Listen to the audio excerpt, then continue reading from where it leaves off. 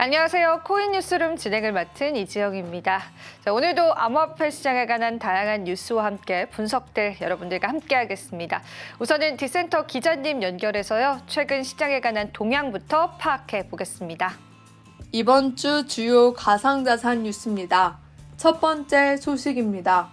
국내 2대 가상자산 거래소 빗썸의 관계사 빗썸홀딩스의 전 대표가 불법 상장피를 챙긴 혐의로 실형을 선고받았습니다.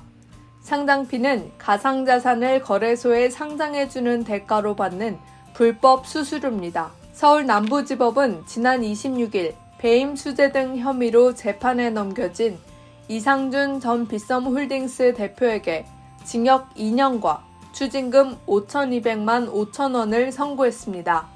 프로골퍼 출신 안성현 씨에게는 특정 경제범죄 가중처벌 등에 관한 법률 위반 혐의로 징역 4년 6개월이 선고됐습니다.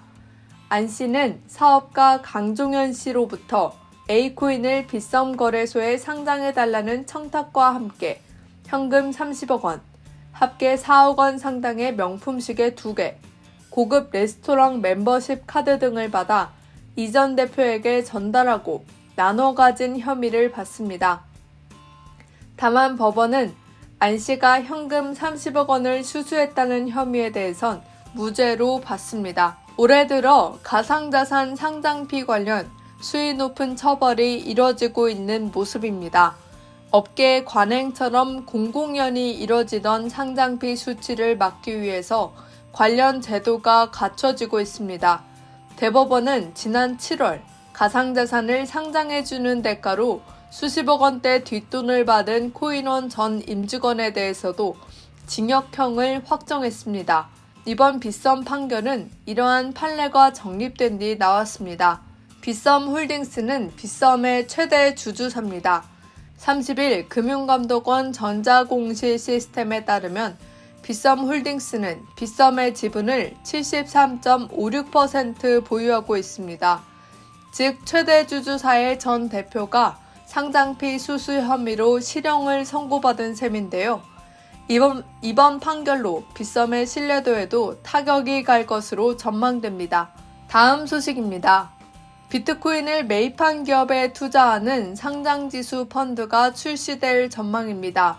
26일 비트와이즈와 스트라이브 파이낸셜은 각각 미국 증권거래위원회에 관련 ETF 신청서를 제출했습니다. 비트와이즈는 비트와이즈 비트코인 스탠다드 코퍼레이션 ETF를 출시할 예정입니다.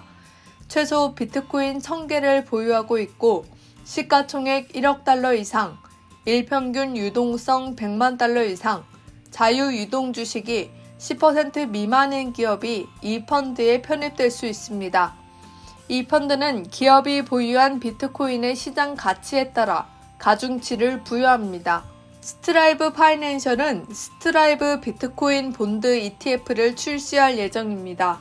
스트라이브 파이낸셜은 최근 일론 머스크 테슬라 최고 경영자와 함께 미국 정부 효율부 수장으로 발탁된 비벡 라마스와미 전 미국 대통령 선거 공화당 경선 후보가 설립한 곳입니다.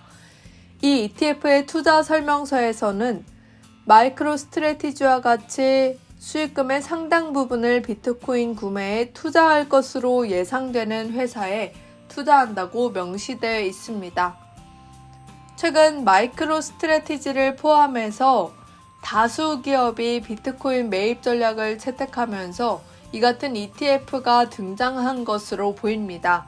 마이크로 스트래티지는 전 세계 상장사 가운데 비트코인을 가장 많이 보유한 기업입니다. 이달 기준 이 기업이 보유한 비트코인의 총 보유량은 44만 4,262개에 달합니다. 올해 들어 비트코인 가격이 계속 오르면서 이 기업 주가도 덩달아 오름세를 보였습니다. 최근 1년 동안 마이크로 스트래티지의 주가는 약 422% 폭등했습니다. 이 기업은 꾸준히 비트코인을 추매하면서 최근 나스닥 100 지수에 편입되기도 했습니다. 마이클 세일러 마이크로스트래티지 회장은 대표적인 비트코인 맥시멀리스트로 알려져 있기도 합니다. 마이크로스트래티지의 사례를 따라서 비트코인을 사들이는 기업도 잇따르고 있습니다. 일본의 메타플래닛이 단적인 사례인데요. 이달 기준 이 기업이 보유한 비트코인 개수는 총 1761.98개입니다. 비트코인 매입 전략을 밝히면서 주가도 급등했습니다. 최근 1년 동안 메타플래닛 주가는 무려 2000% 넘게 폭등했습니다. 이처럼 성공적인 사례가 지속적으로 나오면서 기관 투자가의 비트코인 매입 전략도 앞으로 확산될 것으로 보입니다. 다음 소식입니다. 국내 가상자산 투자자가 1,500만 명을 넘어선 것으로 나타났습니다. 지난 25일 임광현 더불어민주당 의원이 한국은행에서 제출받은 자료에 따르면 국내 5대 가상자산 거래소 계정을 보유한 국내 투자자 수는 지난 11월 말 기준 1,559만 명으로 집계됐습니다. 10월 말 대비 61만 명 늘어난 규모입니다. 대한민국 인구의 약 30%, 즉 3명 중 1명은 가상자산 투자를 하고 있다는 의미입니다.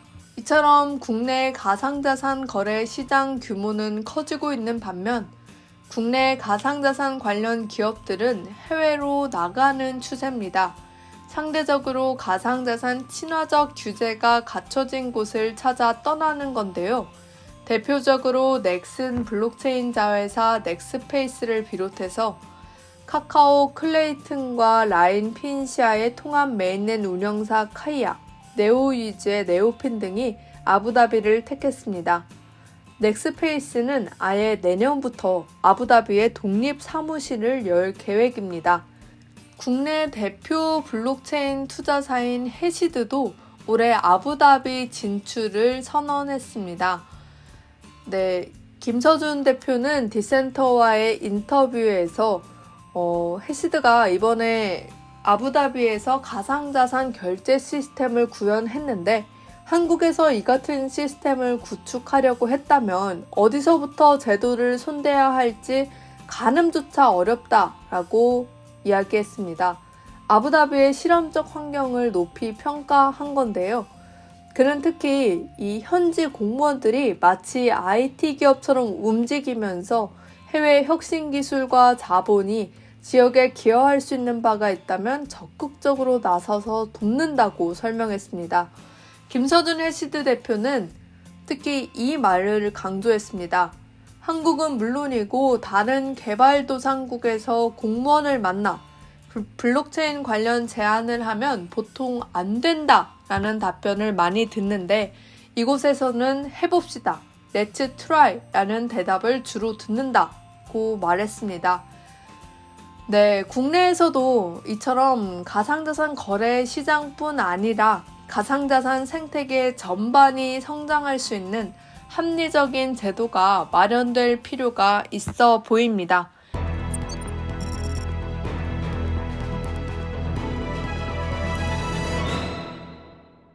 네, 이렇게 해서 디센터 기자님의 시장 동향에 관해서 이야기를 들어봤고요. 자, 그렇다면 저희가 준비한 뉴스들도 하나하나 살펴보셔야겠죠. 우선 첫 번째 소식부터 살펴보겠습니다. 비트코인이 유동성 축소에도 네트워크의 성장성은 지속된다라는 분석이 나왔습니다. 비트코인은 최근 유동성이 약화되고 있는 반면에 네트워크 성장세는 지속되고 있다라는 관측이 나옵니다. 비트코인은 자금 유입이 늘어나면서 다시 한번 급등할 수 있다라는 전망 역시도 나오고 있습니다. 30일 글래스노드의 창립자 계정인 네겐트로픽은요, X를 통해서 비트코인은 유동성이 약화되고 있지만 네트워크의 성장은 안정적이다라고 하면서 유동성이 다시 유입되면 시세가 한 차례 급등할 가능성이 있다고 분석하기도 했습니다. 비트코인의 시세가 더 크게 하락하지 않고 네트워크 성장도 유지된다면 향후 급등 가능성이 높아질 것이다라는 설명입니다. 네겐트로픽은요, 앞서 지난 2020년 12월과 2021년 2월은 유사한 흐름을 보인 바 있다라고 하면서 당시에도 조정을 받아 유동성이 유출됐지만 네트워크의 성장세는 지속됐다고 이야기했습니다. 그 이후에 유동성이 다시 유입되면서 가격은 강하게 반등했다라고 설명하기도 했습니다. 관련한 온체인 지표들 저희가 준비를 했는데요. 한번 여러분들께서 참고를 해보시면서요. 이 시장의 유동성 그리고 네트워크의 활동성들에 주목해 보시면 좋으실 것 같습니다. 자, 이어지는 소식도 바로 한번 살펴보시죠. 그레이스케일이 주목해야 할 탑 20에 ENA 등의 6종의 코인을 추가했습니다. 가상자산의 자산 운용사인 그레이스케일이요, 내년 1분기에 강세를 보일 수 있는 토큰 목록에 하이퍼리퀴드 등 6종을 추가했다고 밝혔습니다. 30일 그레이스케일은 공식 홈페이지를 통해서 내년에 1분기 강세를 보일 수 있는 20가지의 목록에요, 하이퍼리퀴드와 에테나, 버추얼 프로토콜과 주피터, 지토, 그리고 그래스 등 6개의 토큰을 추가한다라고 밝혔습니다. 이들 토큰은 디파이, 인공지능 에이전트, 솔라나 생태계에서 유망한 코인들로 구성되어 있습니다. 그레이스케일은요, 미국 대선 이후로 업계 규제가 완화될 것이다라는 기대감이 커지고 있다라고 이야기하면서요, 디파이와 스테이킹 분야, AI 에이전트, 성장하는 솔라나 생태계 등을 고려해서 이 같은 자산을 추가했다라고 설명했습니다. 여기서 AI 에이전트라는 건요, 자율적으로 작업을 수행하고 의사결정을 내리고 또 데이터 처리와 학습을 통해서 목표를 달성하는 인공지능 시스템을 말합니다. 업계에서는 복잡한 디파이 투자 등의 AI 에이전트를 활용하는 방식 등이 점차 주목을 받고 있습니다. 관련한 목록 자료들 저희가 가지고 와봤는데요. 이 중에는 우리가 잘 알고 있는 비트코인과 이더리움과 같은 코인들도 포함되어 있지만 다소 생소한 알토코인들도 포함이 되어 있습니다. 하지만 우리가 2025년도에 대표적인 키워드다라고 한다면 AI 에이전트 관련 코인이 있을 수 있겠습니다.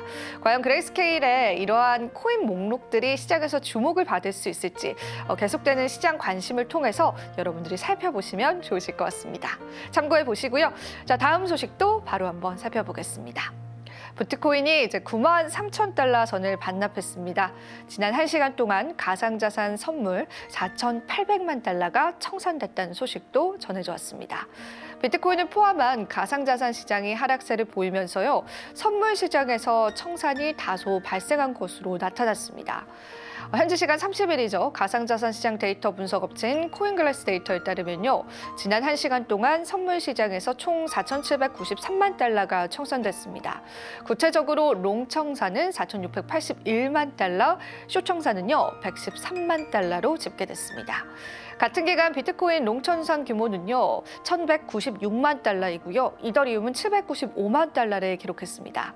비트코인 가격은 현지 시간으로 23시 11분 바이낸스 마켓을 기준으로요, 전일 대비 2.4% 내려앉았고요. 92,779달러에 거래되고 있다라는 분석도 나오고 있습니다. 자, 비트코인이 현재 하락을 겪고 비트코인 가격에 다양한 변동성들이 나오면서요, 선물 시장에서의 충격도 그대로 우리 시장에 전달되고 있습니다. 이러한 급격한 선물 청산 같은 경우에는 또 가격 변동을 일으키기 때문에요, 우리가 현물 시장과 선물 시장 같이 함께 살펴보면서 전략들을 잡아가시는 게 좋지 않을까 싶습니다. 자, 그럼 이어지는 다음 소식도 살펴보겠습니다. 이번엔 시바이누 코인 관련한 소식인데요. 시바이누 코인이 생태계 확장 소식이 들려왔습니다. 시바이누의 생태계가 새로운 게임인 랩독스의 출시를 예고하면서요, 커뮤니티의 주목을 받고 있다는 소식입니다. 현지 시간으로 30일 암호화폐 전문 매체인 더크립토 베이직에 따르면 시바이누 생태계의 리드 개발자인 샤이토시 쿠사마는요, 랩독스의 출시 소식에 대해서 웹3 게임 산업에 또 하나의 성과를 추가했다라고 하면서 그 기대감을 드러내기도 했습니다. 시바이누의 게임팀인 플레이위드십은요, 최근 게임 트레일러를 공개하면서 시바이누 테마 캐릭터들의 경주를 예고하기도 했습니다. 게임의 중심 캐릭터는 시바이누 NFT와 또 시바이누 보쉬로 설정될 예정이고요. 단순한 수집품을 넘어서 생태계 내에서 가치와 유용성을 확대하는 것을 목표로 하고 있습니다. 특히 초기 단계에는 NFT를 소유하지 않아도 게임 테스트가 가능하고요. 이후에 NFT 기능이 통합될 예정입니다. 이는 커뮤니티 구성원들에게 게임을 미리 경험할 기회를 제공하는 한편 커스터마이징과 브리딩 기능이 추가될 계획입니다. 이 랩독스는요, 시바이누 생태계의 네 번째 게임입니다. 기존의 시바 이터니티, 에이전트 15시, 그리고 15시 러시의 뒤를 잇는데요. 앞선 게임들처럼 모바일 버전으로 우선 출시가 된 이후에 시바리움 레이어 2 블록체인으로 전환될 가능성이 크다라고 합니다. 현재 시바 이터니티는요, 시바리움에서 베타 테스트 중이고요. 나머지 두 게임은 여전히 모바일 버전으로 제공되고 있습니다.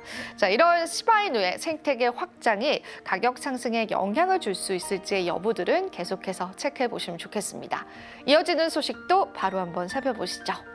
자, 이번에는 우리가 잘 알고 있는 한국인 중에서도 암호화폐 관련한 사기 혐의를 받고 있는 권도형 관련한 이야기입니다. 몬테네그로 법무부 장관 보이안 보조비치가요, 테라폼레스의 공동 창립자인 권도형을 미국으로 인도하는 명령에 서명했다고 발표했습니다. 이는 이번 주 초에 몬테네그로 헌법재판소가 권 씨의 이전 대법원 판결에 대한 항소를 기각한 데 따른 것입니다. 대법원은 9월에요, 테라폼레스의 창립자의 한국으로의 이송을 무효화하기로 결정했고요. 그날에 법무부 장관이 최종 인도 결정을 내릴 것이라고 결정했습니다. 법무부는 공고문에서 대법원의 판결을 고려해서 법무부는 모든 사실과 사정을 검토하고 기준을 평가했다고 밝히기도 했습니다. 이 공고에 따르면요, 평가 기준에는 범죄의 심각성과 범죄가 저질러진 장소, 또 인도 요청이 제출된 순서와 권 씨의 국적, 또 다른 국가로의 추가 인도 가능성 등이 포함된다고 이야기했습니다. 권 씨 같은 경우에는요, 알고리즘 스테이블 코인인 테라 USD와 또 자매 암호화폐인 루나가 2022년도에 붕괴되면서 전 세계 투자자들에게 수십억 달러의 손실을 입혔고, 한국과 미국 또 인터폴 당국이 그의 체포를 추진하게 됐습니다. 이 디지털 자산 생태계에서 일어나는 가장 영향력 있었던 이벤트와 이 분석들이었다라는 그러한 이야기들도 현재 나오고 있습니다. 자, 지금 보이시는 인물일 텐데요. 사실상 이 인물이 우리 암호화폐 시장에 미쳤던 영향력들은 상당히 컸습니다. 테라폼레스의 설립자이자 전 CEO는 작년 3월에 위조 여행 서류를 가지고 여행한 혐의로 몬테네그로에서 체포가 됐는데요. 올해 3월에 감옥에서 풀려난 이후에 권 씨는 몬테네그로에서 인도 교착 상태에 직면했고요. 법원은 미국과 한국의 요청 사이에서 갈등을 하다가 결정을 내렸습니다. 몬테네그로 고등법원은 올해 2월에 처음으로 권 씨를 미국으로 인도해서 2022년 테라 루나 붕괴에 관련된 법적 결과 직면하도록 판결을 했습니다. 그러나 법원은 3월 초에 판결을 뒤집고 대신에 그를 한국으로 인도하기로 결정하기로 했는데요. 그 이후에 몇 달 동안 항소 또 지연, 일관되지 않은 판결들이 이어졌습니다. 이 인물은 33세인데요. 이 33세의 암호화폐의 사기꾼의 변호사는요, 그의 고국인 한국으로의 인도를 요청했습니다. 한국에서는 금융범죄자에 대한 최대 형량이 일반적으로 30년에서 40년 사이인데, 반면 미국은 법원이 피고인이 유죄 판결을 받은 각 범죄에 대해서 연속적인 형량을 선고할 수 있다는 그런 원칙을 따르고 있습니다. 한편 이 권 씨의 인도 사건은 몬테네그로에서 정치적인 스캔들을 촉발하기도 했습니다. 전 법무부 장관이 안드레이 밀로비치는 총리 밀코이코 스파이치가 권 씨와의 재정적인 관계로 인해 한국으로 인도를 선호한다고 비난을 보내기도 했습니다. 자, 이처럼 권도형의 인도에 관해서 많은 투자자분들이 관심을 가졌는데요.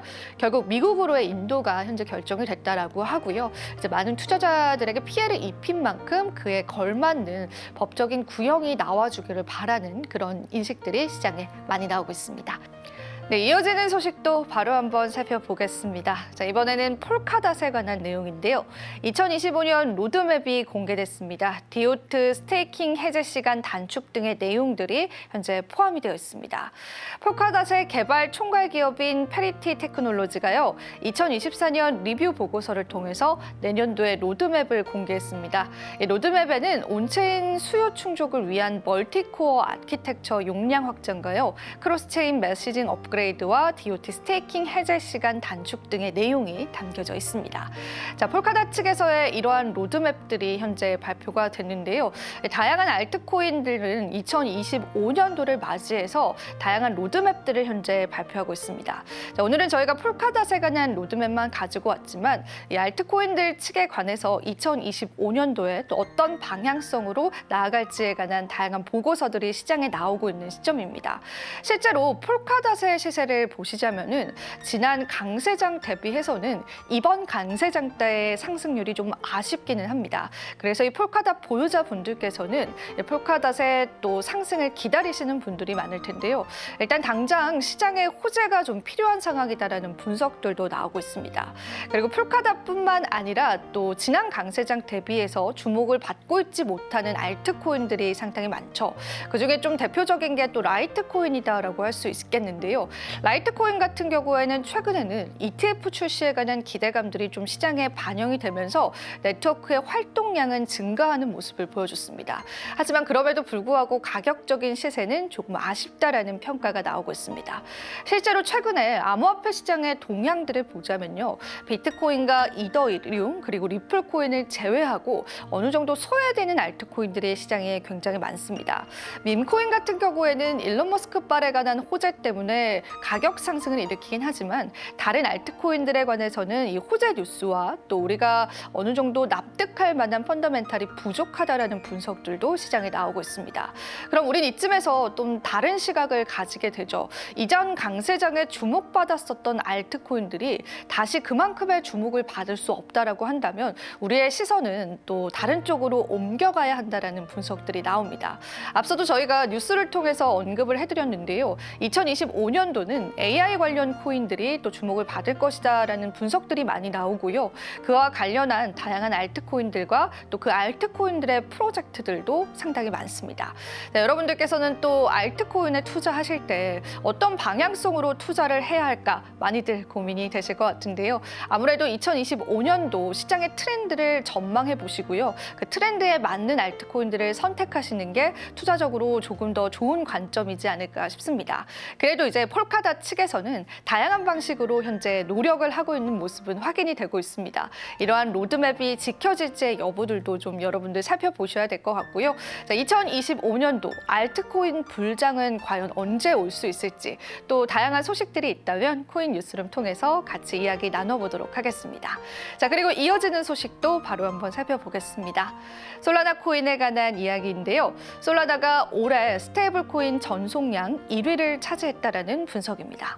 블록체인 투자와 분석 플랫폼인 크립토랭크가 올해 스테이블 전송량 기준 상위 10개의 체인을 집계했는데요.